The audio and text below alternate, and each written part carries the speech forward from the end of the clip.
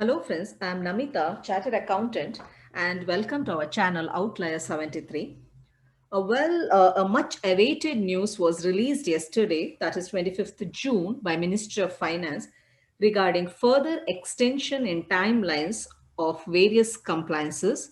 And also, more importantly, it also announced tax exemption for expenditure on COVID-19 treatment and ex gratia received on death due to COVID-19.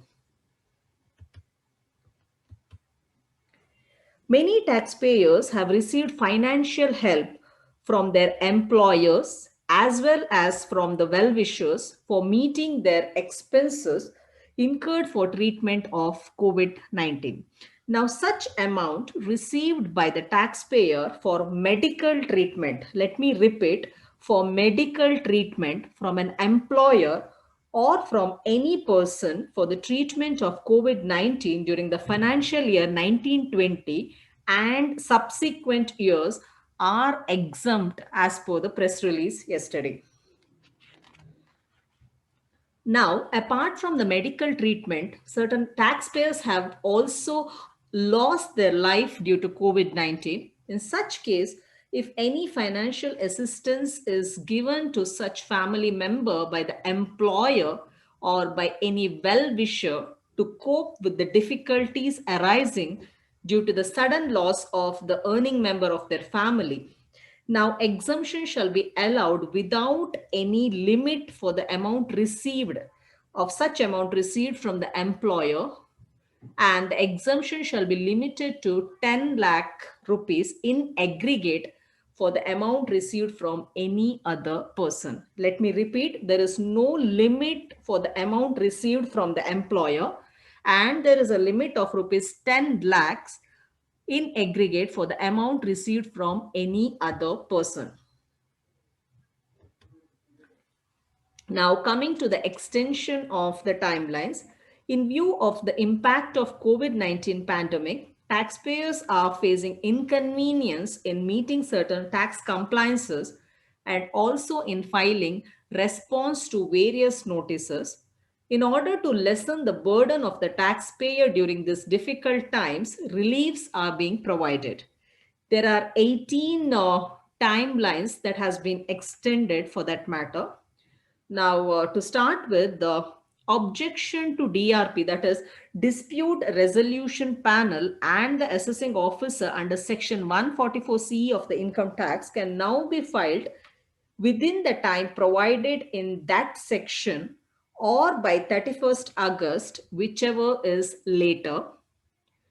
TDS return for the last quarter of the financial year 2021, which was extended to 30th June, is now further extended to 15th July 2021. Form number 16, that is TDS certificate by an employer to an employee, is extended further by 15 days to 31st July 2021. Statement of income paid or credited by an investment fund to its unit holders in form number 64D for the financial year 2021 is extended to 15th July 2021, and form number 64C is extended to 31st July 2021. Application in form number 10A, 10B for registration, provisional registration or intimation approval, or for the provisional approval of the trust, institution or any research association is extended to 31st August, which was otherwise to be made before 30th June. Investment, deposit, payment, acquisition, or the purchase or construction for claiming any exemption under Section 54 to Section 54GB can now be made by 30th September 2021. Next, the quarterly statement in form number 15CC to be furnished by the authorized dealer in respect of remittances made for the quarter ending 30th June can now be furnished on or before 31st July 2021. The next one, the equalization levy statement in form number 1 for the financial year 2021, which is required to be filed on or before 30th June, may be furnished now by 31st July 2021.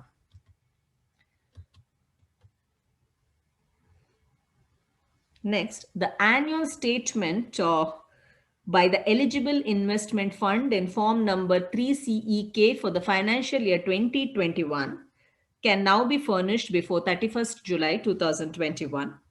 Then uploading of the declaration received from the recipients in form number 15GH during the quarter ending 30th June, which is required to be uploaded on or before 15th July, may now be uploaded by 31st August 2021. Next one, the exercising of option to withdraw pending application under subsection 1 of section 245M of the Act can now be exercised on or before 31st July 2021. Most important one, the last date for linkage of Aadhaar with PAN has been extended from 30th June to 30th September 2021.